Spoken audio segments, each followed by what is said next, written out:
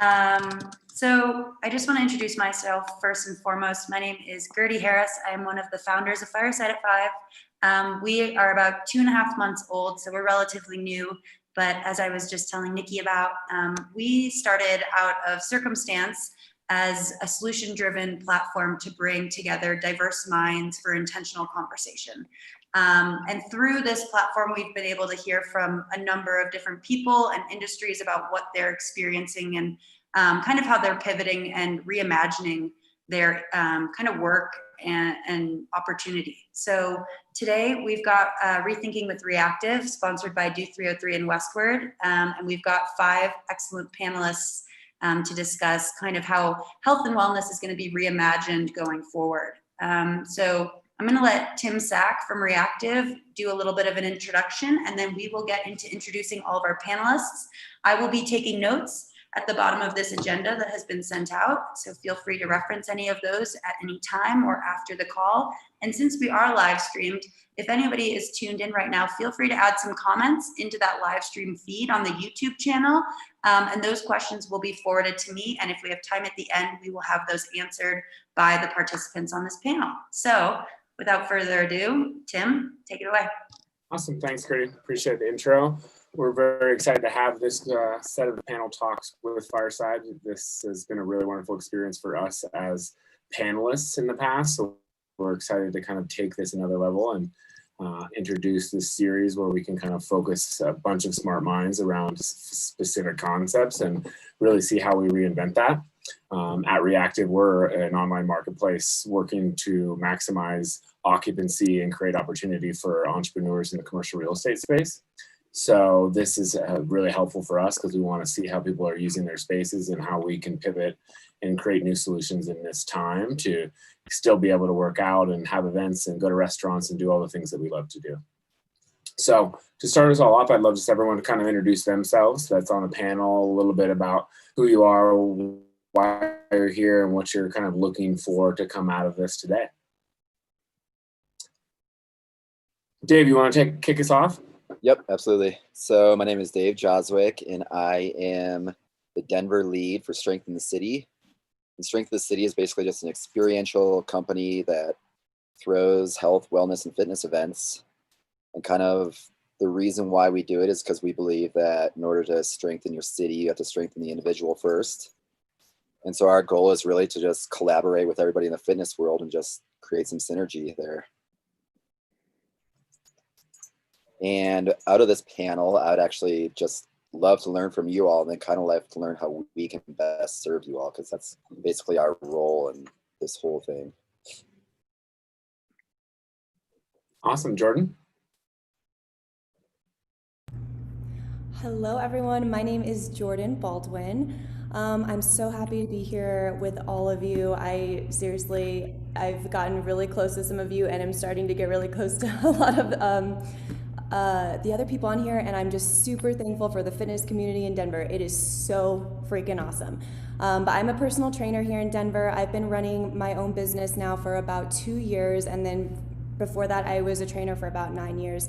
I'm also the fitness and wellness event coordinator at Nurture, so I'm kind of heading up all of that with Nikki, and also going forward, I'll have a small space also to train my clients. So I'm kind of going into something new as well. There's so many new things happening right now. We're happy to be here. What I'm most excited about with this panel is, just like I feel like we always do whenever I talk to any of these people, is just talk about ideas, because that's how all of the new amazing things end up just coming to life. So I'm excited to hear everyone's ideas and what everyone's doing and how we can work together to make amazing things coming out of this.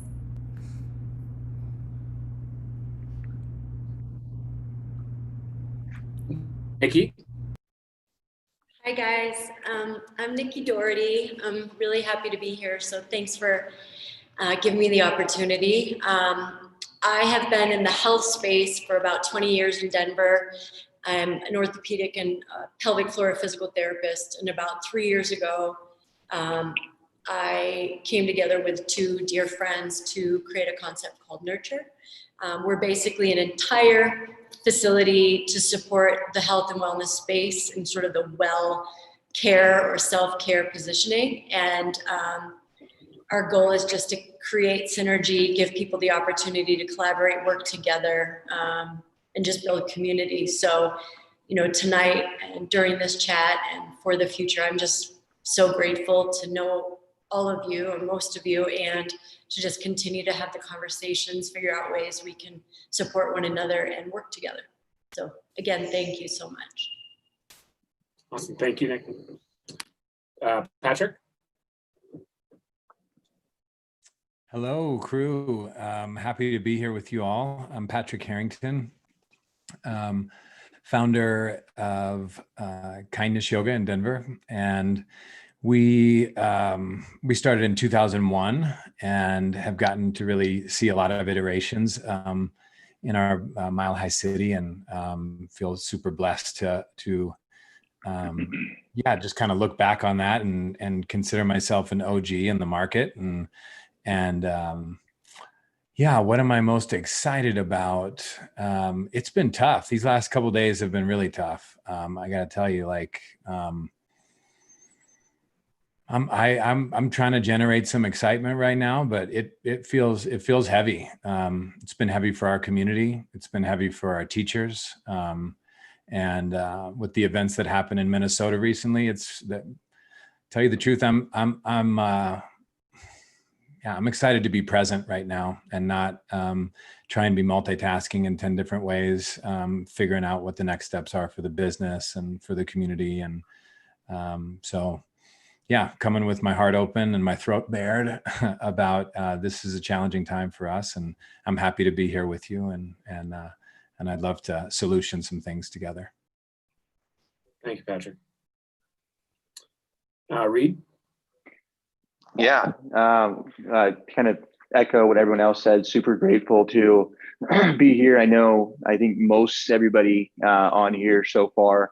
My name is Reed Clenahan. I'm the founder of Gear Sharing. I was a trainer for 10 years, went on to manage the small group fitness program at the University of Florida. And I've just been in a lot of different types of fitness settings. I've seen in what's come and gone as far as different fitness formats and genres. So kind of fast forward to where we're at today. Gear Sharing, my concept that we're implementing here in Colorado, basically takes all of the gear that you normally find in a small group style fitness studio. We place it in these boxes. We're working with obviously Reactiv, other real estate groups, co-working spaces, places. We actually place this out so that trainers can go out and do their own pop-up events. We also do delivery, which I'm excited to kind of talk about what's really working for just everybody else on this call. I think that's the biggest thing as far as just kind of my intent is, just given all the things that, Patrick referenced, just given, all the things that are happening in the world right now, what's working, what models are working, and how do we just continue to find ways to lean into that and, kind of put more energy into that. Yeah, I couldn't agree more.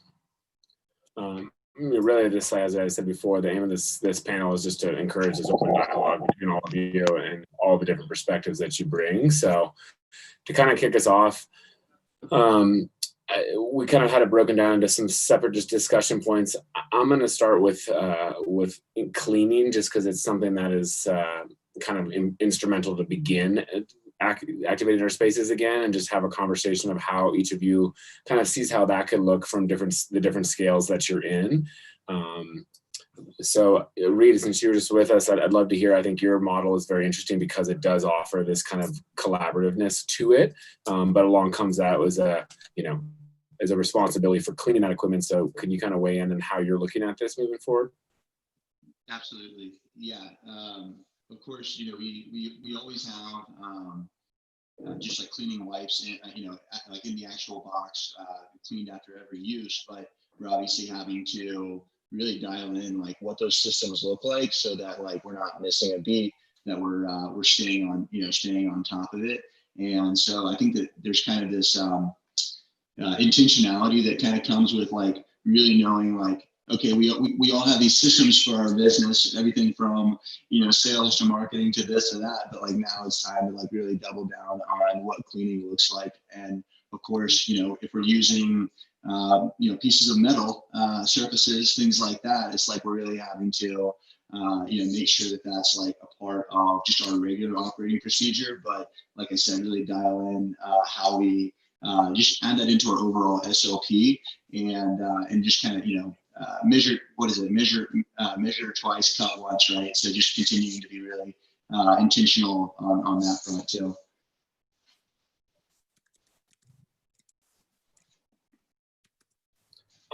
Jordan, I think that there's an interesting kind of parallel perspective with you. You're working in your space, but when you're working with your clients individually, how it's a bit more personal, but I'm interested to know how you're looking at that. Yeah, it's been crazy. My back hurts from cleaning so much. I'm not gonna lie. So basically how I do it is I have 45-minute sessions and I spend the last 15 doing like a deep clean, like mopping the floors with bleach and like really getting it, wiping it down with the towel. And then during the session, I'm just wiping down everything as we go, as we're done using it. But I'm only doing one-on-one right now, which makes it very easy to, in my opinion, clean versus having, more than that. And it's also just in my garage, so it's a smaller space. It's not unmanageable, but every single night I go to bed and I'm like, I'm getting old, my back from all this mopping. So it's definitely really intense. But one thing that I'm looking into for my new smaller studio space is UV ray cleaning, and I'm not sure if you guys all use that, but it sounds pretty amazing to me, and I would love to hear if any of you have experience with it and how it's worked, because it seems like the best, most cost-effective way to go, and also just the simplest to kill virus and bacteria. I'm curious to know a little bit more about that, as far as like how you would install it or utilize it in the gym. I have a little bit of info, but does anyone on here, have you used UV ray cleaning? Nope. No. A lot of providers in the space here are using it for all of their equipment and, not necessarily for sterilization, but for their equipment, their space. So it's happening a lot, but that's in a smaller level. I know there's also a fogger that is being developed. So we should talk about that as well. I don't know if anybody has experience with that either. Yeah, and there's a company, I'll type it in here. It's called Enertech, I believe.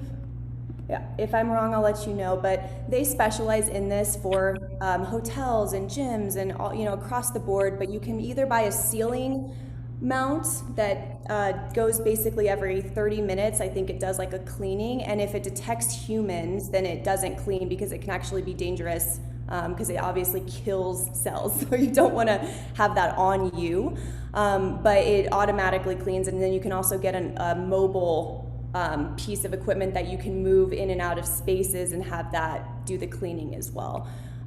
So I'm looking into that. And then I saw that there is a question, does the cleaning take away from the fitness experience? I try not to let it. I try to be the one that does it for my clients right now. And again, that's manageable because it's only me and them. It's not a big group, but I hope not. But I'm definitely a little more distracted for sure, making sure everything's clean. I'm wondering if you can just incorporate the mopping at the end as one of the workout routines. Thought about it. Make them wear a mini band around the legs and wipe it with the towel. Yep, on it. You're on to something. That's the final station of the routine. That's a great idea. Absolutely. I think one thing just to comment on Gertie's question is, just as you asked it, I started to go into like the logistics of thinking about pre-COVID and post-COVID, and it kind of reminds me of like buying soy ice cream after eating real ice cream, and you're like, well, it's not ice cream. This is different. And the expectation of soy ice cream when I first, if I first started eating it, was like, it should taste like ice cream. And I think that we're in a place that's really unique for us as Westerners, I think, and having it the way we want it. I mean, isn't it Burger King? You can have it your way or something like that. It's like, that's our culture. And there's something about being confronted with something that's bigger than us that we're really unpracticed with. And so this idea of what will the experience be on the other side, both for trainers, teachers, students, I think is really like this conversation of don't expect soy ice cream to be like ice cream. This is actually a different thing. And in this new thing, relaxing the nervous system because you see Jordan cleaning before and after is a part of the experience as to why you go there, because you can go there actually to have your nervous system relaxed because this feels like a place where you're being cared for at a higher level. And that's part of the refinement of what we're offering. And so I just think it's interesting to accentuate the idea that this is different. This is going to be different. And we're going to take care of you so well that you're not even going to maybe remember the way it was, because your nervous system is going to downregulate, and we're going to make you healthy. And we're going to help you be healthy. That's great. Nikki, at Nurture, with all the different practitioners, is it something that it's kind of, is there essentially like a blanket policy, or is everyone kind of have their own policy or their own practice in place? That's a great question. So we have very specific protocols for the doors where people are entering, just to create this really safe container so that as people come in, they know that they're, like Patrick said, they're being taken care of. There's a thoughtfulness around it. People are having temperature checks. We ask 5 questions just in terms of symptomology, which have evolved each week a little bit as things start to loosen up just a touch. And then we have plants everywhere. So as people move through the space, that comfort and that joy sort of comes through the space, as well as art. And then each provider has their own recommendations, requirements from DORA, but we utilize in the facility in terms of cleaning, we use hospital grade cleaning protocols and cleaners just for now, because we do have providers who are using sharps and all of that, and then everybody else is following suit. So we're sort of maintaining at least one level, and those that are doing a little bit of a higher level risk situation or risk mitigation standpoint, that's what's happening. So we're working as a collective to make sure it's safe, it's clean, and everybody's well on the same page. It's important. We have about 60 businesses, so it's really important that we're all in line a bit and that people are taking action. And you control the kind of the guest entry and exit though through the Nurture, like someone that's coming to see any one of those 60 practitioners comes still through a central point through you. So yeah. We have 2 concierge points right now. Initially, we had it where people wouldn't cross paths upstairs. At this point now, we have a front door that, a lot of people for the cafe are moving through. We still have designations for 6-foot distance and all of that stuff. So we're continuing to maintain that. And then the other door also does have a concierge. And I think we're going to maintain that for a good while. And then we have a roaming person who's cleaning every hour. And then we have housekeeping coming in twice a day. So it's pretty aggressive, but it's necessary right now to keep people safe. Awesome. Yeah, being like one of the only businesses that I've visited, I can tell you that, they also have complimentary masks when you walk into the door. It just feels clean, but also not sterile, if that makes sense. Thanks, Dave. Clean, but still welcoming. Yeah. It's our role as a place to nurture, as all of us, to keep people's, down regulation of the nervous system, as Patrick said. They can't come in and, being up in arms and scared. So, but it also can't feel sterile. So it's that dance. It's this dance. So yeah, thanks for saying that, Dave. Appreciate it. Absolutely. Awesome. Really good feedback. And I think, a great plan in place as far as getting it back in online. The second kind of major point that we were going to speak to is just engagement, and working with, all of you kind of already spoke a little bit to people who are coming to you for health. How do you get people re-engaged and feeling safe so that they do, that health is a key component of everyone's life and of mental wellness. What can we be doing to, provide customers that that comfortable feeling that they're in, and be encouraging for them to continue to come to this gym space. Take a go. When I think about the places I feel most comfortable and why, it's there's a lot of clear instructions on what's expected at those places. As far as moving forward into the future of this, I think it's super nice to have very clear instructions laid out as far as what the cleaning policies will be. Have things laid out even like hand sanitizing stations, in locations that are easily accessible, and just making it super simple so people don't have any more anxiety than they already, have right now. So that's kind of just what I've been thinking going forward, is how can I make it incredibly easy? And I think we're all kind of in this together, so it'll become the new normal for everyone going to these gyms to kind of do the same thing, which will also relieve a lot of anxiety. Can I just jump in really quick? I've been working concierge. The whole leadership team obviously has been, because we want to really monitor and give people love and make people feel safe. But I would just say, to that point, Jordan, there are so few people that have been anywhere but Target, the grocery store, potentially the doctor, and they're coming in here for treatment or whatever. It's insane to me just how many people are still in that space. So I think that just requires so much, thought around it, just because people are scared. They come in, and I'd say 25% are so afraid to come in. And so really reducing that fear, I think, is just, it's essential. So I just thought that was an interesting observation when we got 150 people coming in the door, and it's like a good percentage haven't been out.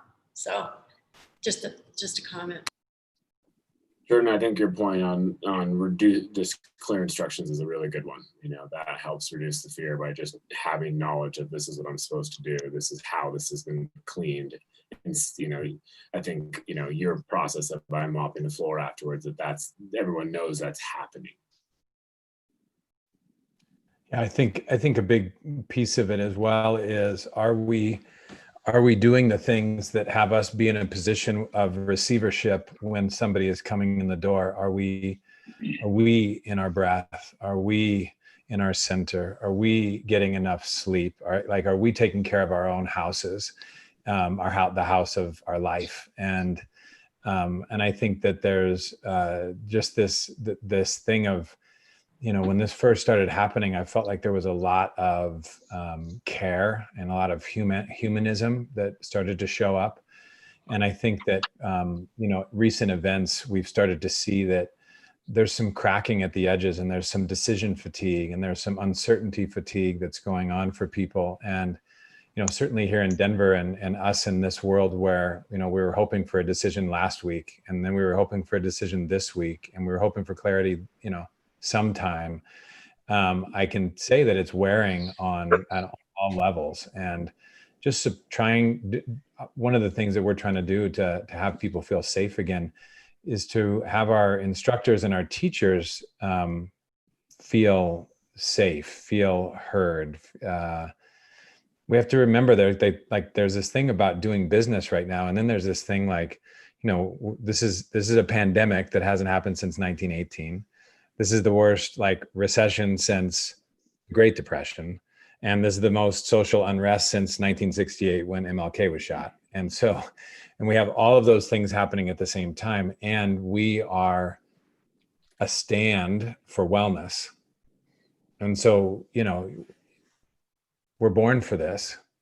This is our time. But we have to take care of ourselves in order to be in a place where we can really receive folks and be with all the things that are going on. And I think that that's just something that I want to reiterate for myself. Oh, that's great.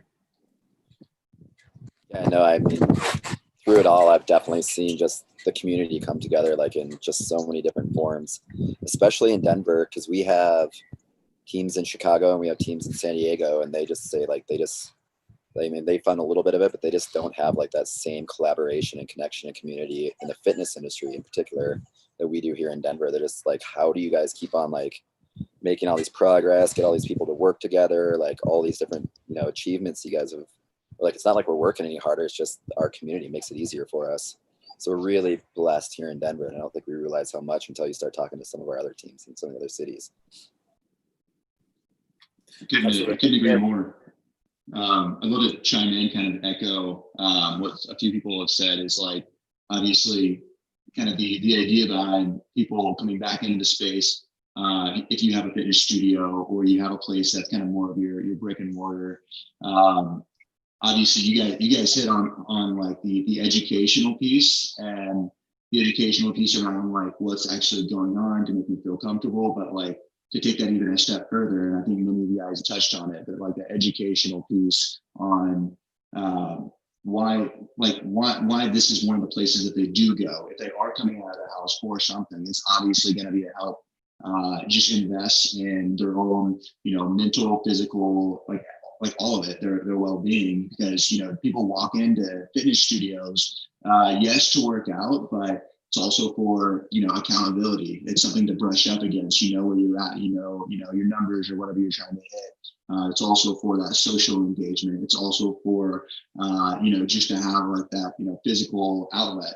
And so I think it all feeds into the same thing, but like, I think the educational piece around like, you know, hey, this is what we're doing to like make them feel comfortable is like first and foremost, but like people should also, I think, be sold on the idea like, this is why you need this too. It's like, maybe you can work out at home and stuff like that. And that's great for some people, but maybe you're not getting one of those aspects of, you know, the wellness wheel, right? You're not getting that social aspect. You're not getting that accountability, just along those lines as well.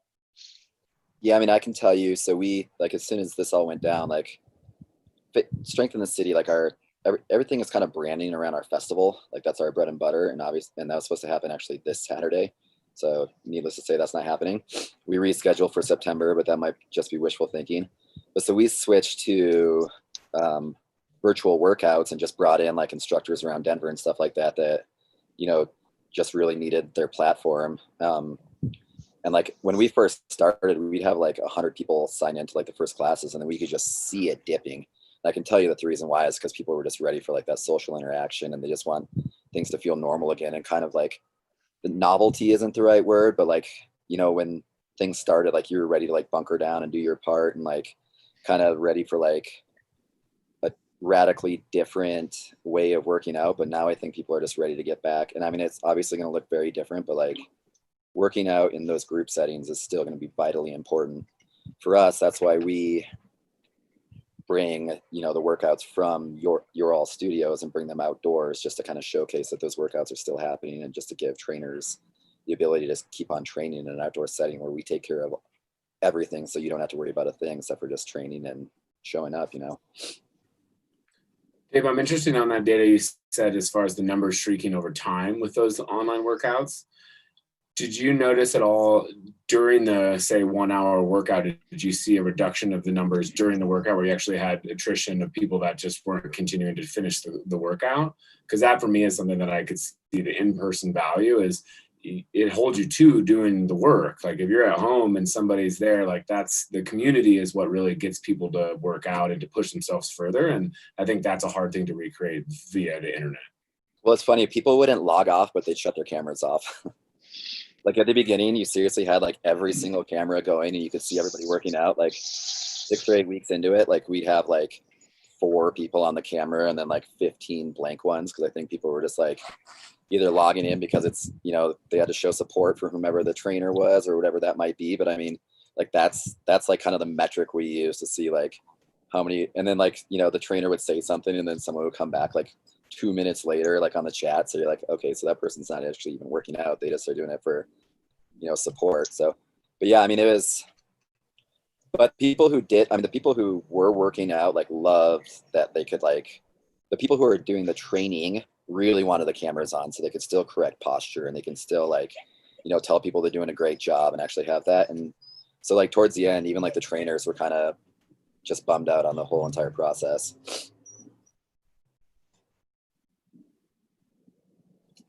It's good to hear, Jordan, you had a similar experience with people turning off the camera. So I've had that experience, but I did have I do have another perspective. So with Nurture and a few other yoga instructors, actually, we did a virtual program, and it was a 28-day challenge where we sent out weekly emails that had mental health challenges, lifestyle challenges, and good stuff like talking about triggers and really talking about stuff that we were all going through that wasn't easy.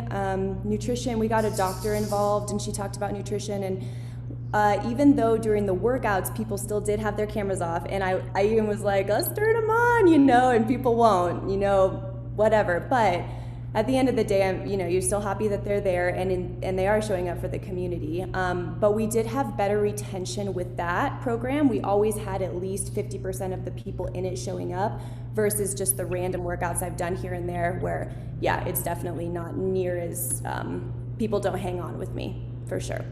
So I think that's what I learned was if you're to bring together a group that's kind of all in it for a little bit, the long haul, so to speak, that works a lot better. But it's a big commitment on our end as the instructor. I can also tell you that our breathwork classes, and especially Wim Hof, like those never wavered in numbers. Like that, we could always consistently get like 40 or 50 people to sign up with those. Whereas like almost every other class, we even had I don't know if you guys know a yoga instructor from LA named Taboo. He trains a bunch of celebrities and stuff like that. We even talked him into doing a class and we had low attendance. We're this is the official marker that people are ready to make the switch. Interesting. All really good feedback. Really interesting perspectives. I love it, guys. As we kind of position now, the kind of question that we were going to pose is just within, creative pivots. And I really like, Patrick, your analogy on the soy ice cream, because I think we are into soy ice cream now, and it's a non-dairy future here. So how are we going to run our businesses in this space? And for me, that requires pivots. I think one thing that's been most encouraging during this whole thing from all perspectives for me has been seeing the ingenuity of humans and making those pivots. So I'm interested within the wellness space in each of your guys' business. What have you pivot? What do you see that you've already done actually during this short term, and now as we're opening back up, what are additional things that we can do, to reinvent our businesses? Yeah, thank you.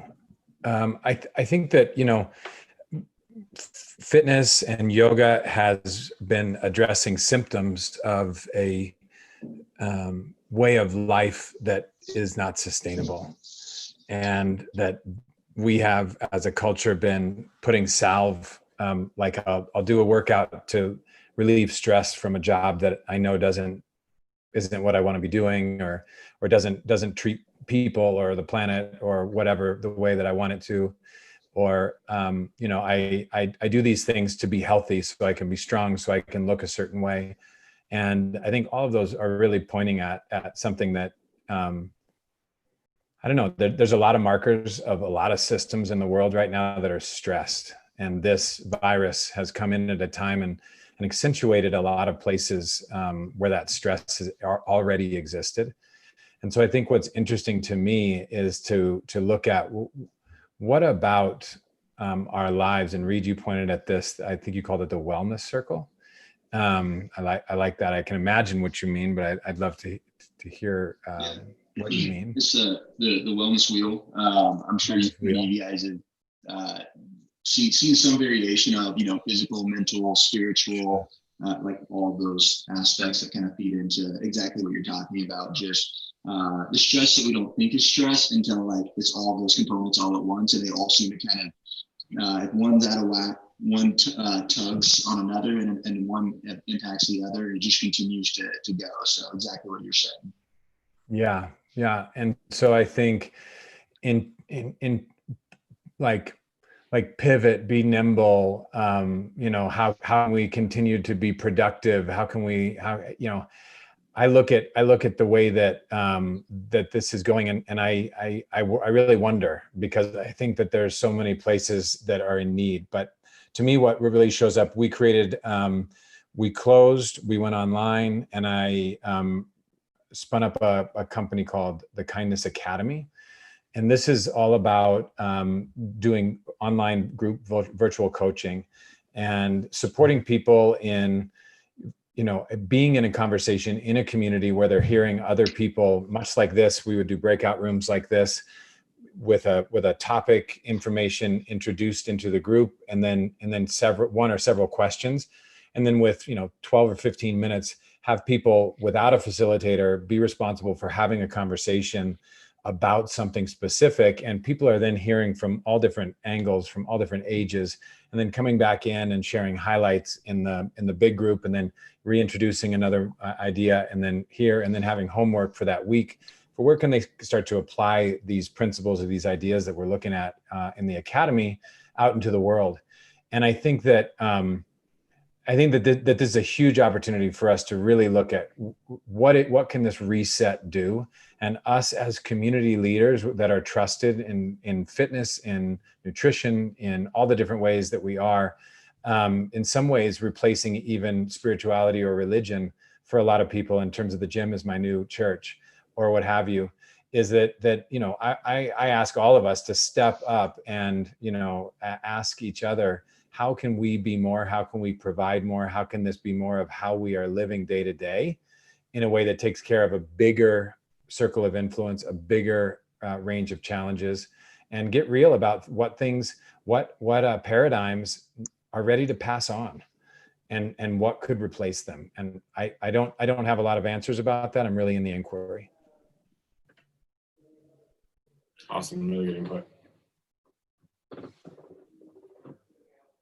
Rita, why don't you speak a little? You were kind of already in pivoting the fitness space before this happened anyway. So kind of talk about gear sharing and how potentially it was, built for this, or now that you're so new, how nimble you could be to change the model around to fit the new world.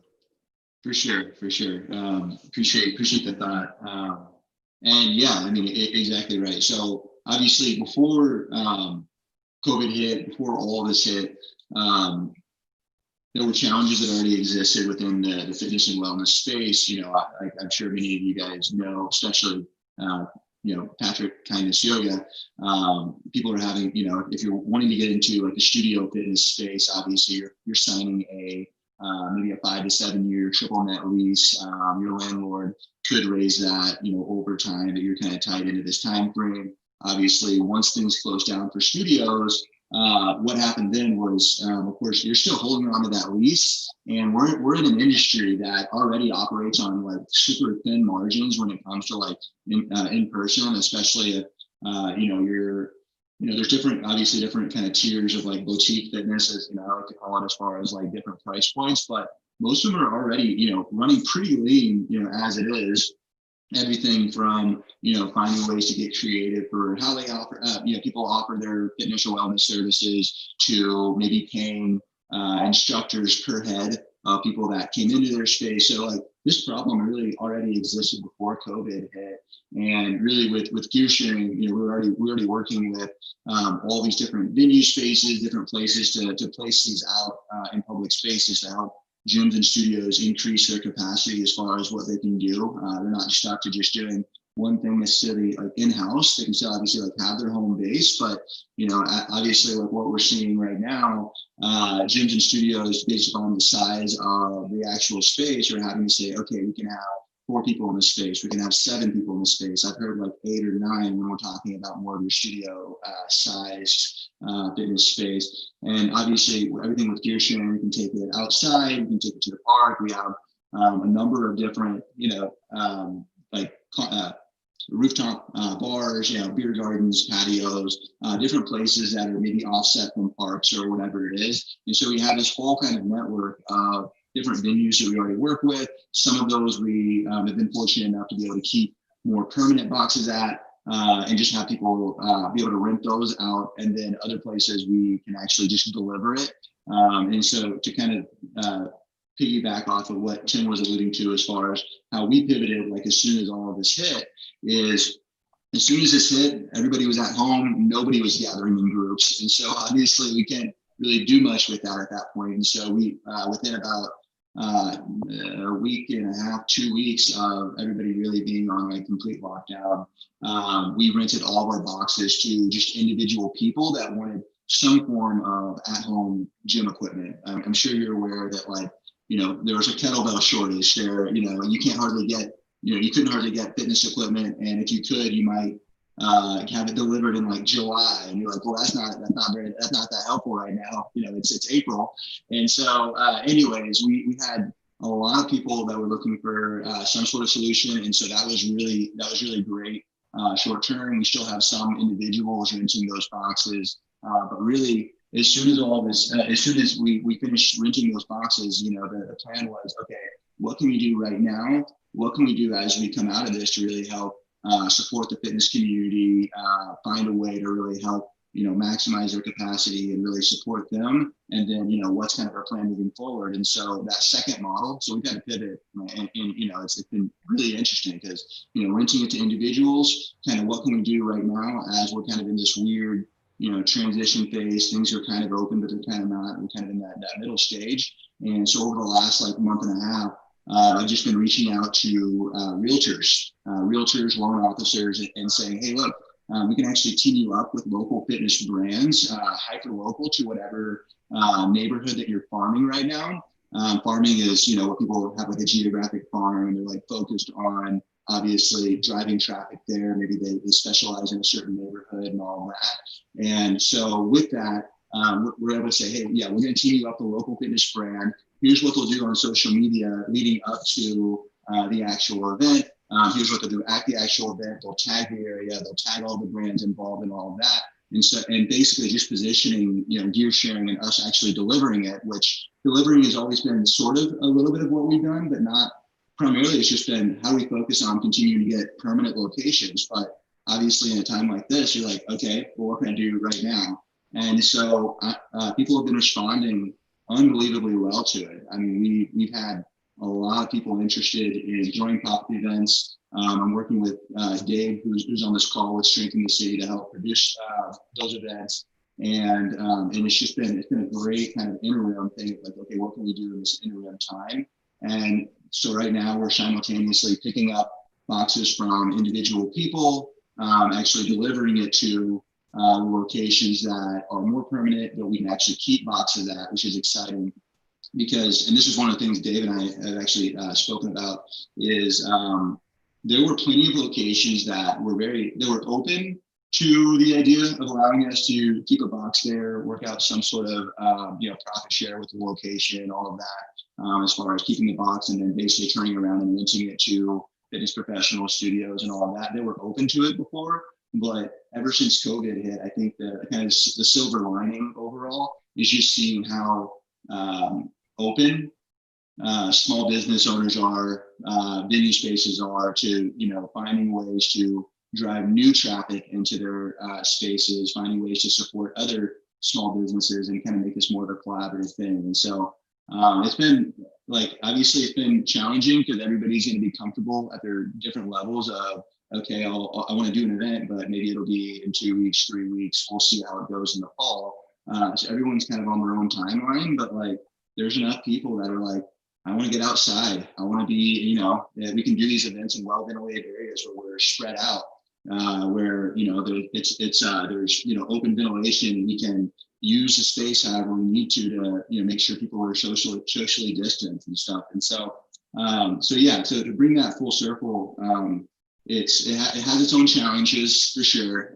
But I think there's definitely some silver linings in there as well. Jordan, I'm curious for you, just as he was saying about the shortage of the kettlebells at the beginning of that, did you see an uptick in demand for your services as people weren't able to go to gyms, or, being that you're in the kind of private service that I see there's an increase in that? Did you see an increase in your demand? Yeah, so, and like Patrick was saying earlier, I've learned the hard way that the number one priority as a owner of a fitness business is your own mental health. And so for me personally, going back into this, I limited how many people that I would even take a day to 4 max. That seems to be a good number for me so that I can show up in the best way that I can and offer the kind of service that we need to be offering right now and showing up how we need to be for our people. But with that being said, yeah, I was actually very shocked at how many people were already just completely ready to come back. People are, if they trust you, people are very ready to come back. And it's not everyone, I would say it's probably about 60% of my clientele, but yeah, I've had a lot of people reach out, a surprising number. Yeah, I thought it might be the case. And another kind of spin on the general pivot question is that I like to kind of pose to the group is, with all this, we obviously all shifted to online fitness for the last 3 months, which most of us hadn't really had any practice in.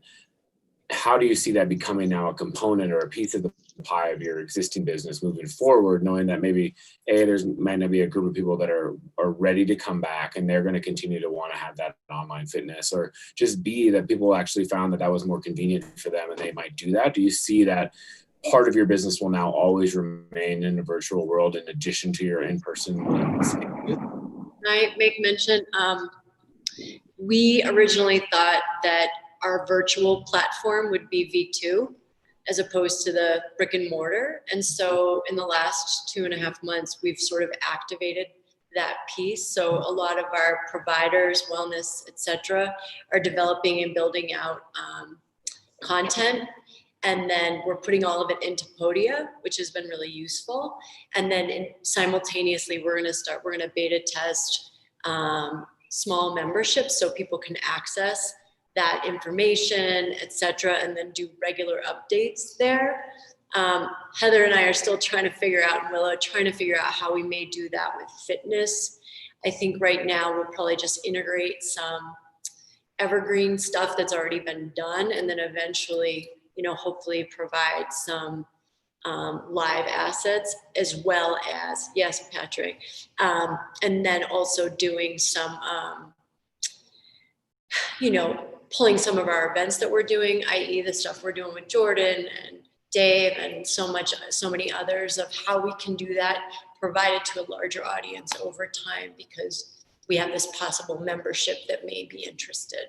That'll grow the audience. Like, it could be friends of friends of friends, so it could be outside of this specific market, so we can spread the goodness.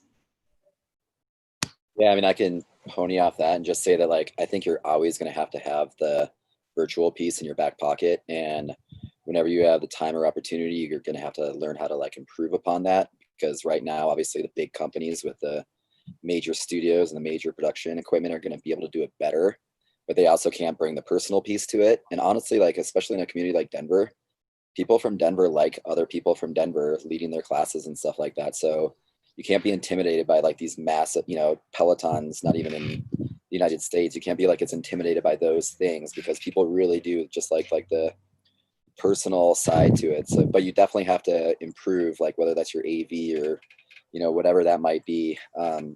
We've even found this, someone has someone else working out with them that can do the modifications. People like that a lot more. We sent out a survey afterwards and asked kind of what worked and what didn't. And the classes where they had one person working out and then one person following along, people like that for, whatever reason. So you just got to kind of always be asking those questions. But as far as the virtual, I mean, always have it in your back pocket. Come winter time, when people are still going back to the gyms, let's say, and they only want to go 2 or 3 times a week, but you have virtual offerings that they can stay home and take, that's going to be a huge asset,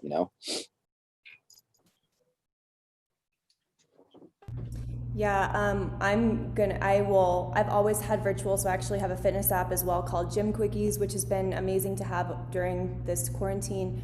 But from here on out, I'm getting nerdy about how to go virtual and keep it long term. And so what we're playing with is the idea of, offering a similar class every hour at a small group training studio, and then also offering it live, almost either playing every hour or somehow incorporating that. And I think that the live is really important. It's a different experience.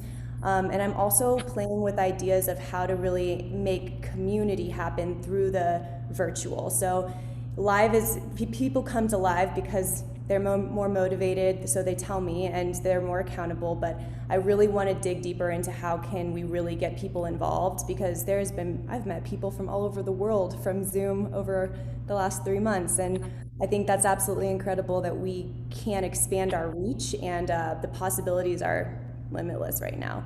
So we will definitely be incorporating virtual for the long haul, and I'm excited about it. Yeah, I think it's really interesting to see how you're doing your live class, but then that could be streamed to people all over the world, and it actually creates another revenue stream for the class that you're teaching already. And hearing from Dave's data that people like having somebody there so they can see some other people working out. Cool. Sorry to cut you off. No worries, no worries. Yeah, I love the social experiment that's going on around habit changing. And how long does it take for someone to fall in love with doing workouts at home? How quickly does it make sense for somebody that, you know, it never considered it before, but now are pushed into a situation where if they want to do their yoga, if they want to do their workout, it's only online. And I have friends that are practicing 3 times as much now because it's online than they ever did before. I mean, the conversation of, okay, wait, I got to get in the car. I got to drive to the place. I got to hope that there's a spot, you know, all the things. And so I think that gratefully we've just expanded the pie, and hopefully there's just more and more people that are not going to have the excuse of like, online, what are you talking about? It's like, now accessibility is really big. One of the things that occurred around the distinction now is we've been a pay what you can model since July 4th, 2004.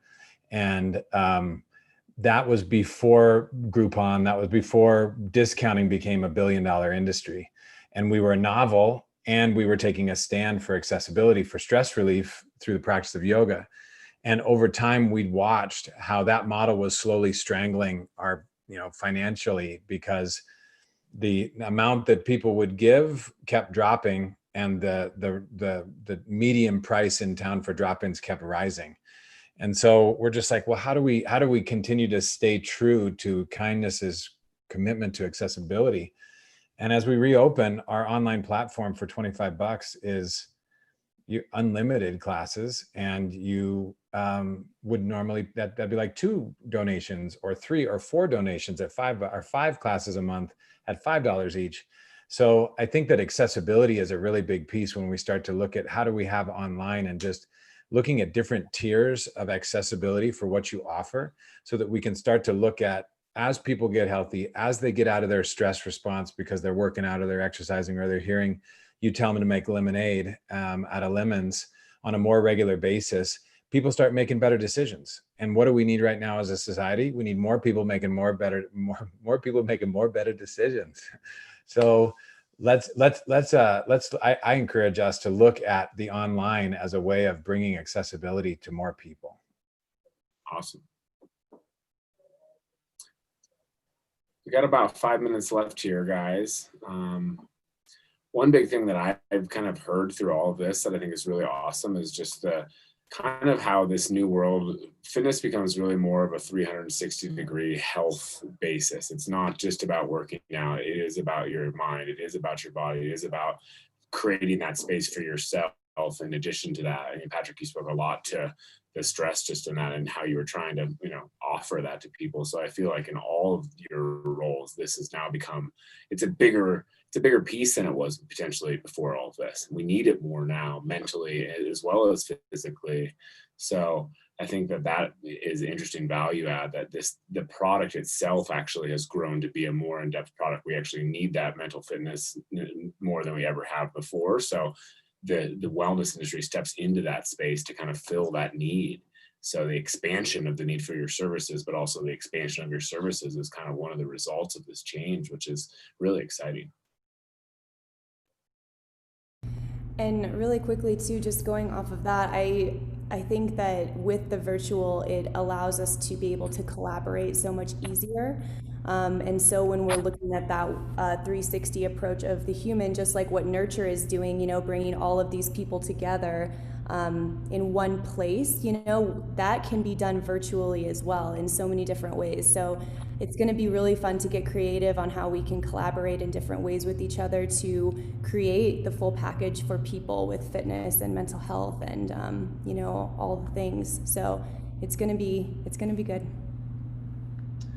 I want to tag on to what you said, Jordan, and I think that there's this. I watched the two sides of Patrick, and my big belief is that there is the grow the pie, and there is this conversation in the middle of you know, not having paid rent the last 3 months that says contraction around like there isn't enough, and I find myself in this space between there's abundance, which is my belief, but I've never really had it tested.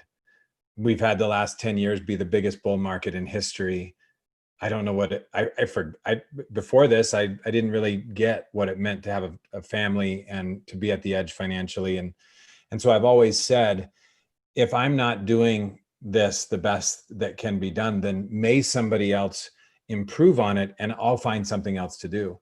And now I think that in the world called co-opetition, how can we start to just grow the pie? And really part of the problem, I think, is that there is more spread across more people.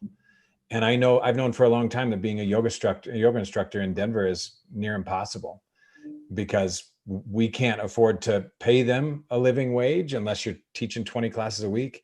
And it's just tough. And so I think there's a democratization that's going on in terms of access, and the brick and mortar's advantage before used to be 4 walls that I took a risk on. And therefore I took this percentage and you as an instructor took this percentage.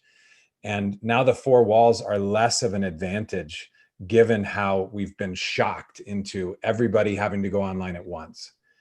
And so I just think that it's a really, really amazing time to look at what Reactiv.io is doing, what this platform is doing, and you know, how can we give up all of our secrets and say, what does it look like to win as a community instead of to win as a single solopreneur or entrepreneur?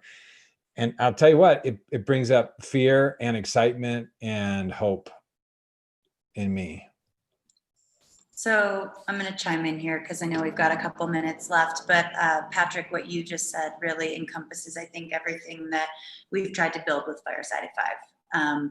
As I mentioned at the beginning, this is really a platform for collaboration. This is a solution-driven place where we can come together and share best practices and what we're all doing in our own worlds, and hopefully someone else can take some of that knowledge and improve their situation or get inspired to do something else and pivot. We've found that as we've hosted these chats, more and more people have been willing to share their advice and those secrets or tips with others. And I think that's something that we've really tried to do here at Fireside is strip ego from this. We've got a bunch of business owners on this call, and you guys just spent the last hour talking about the different ways that you're working at your business.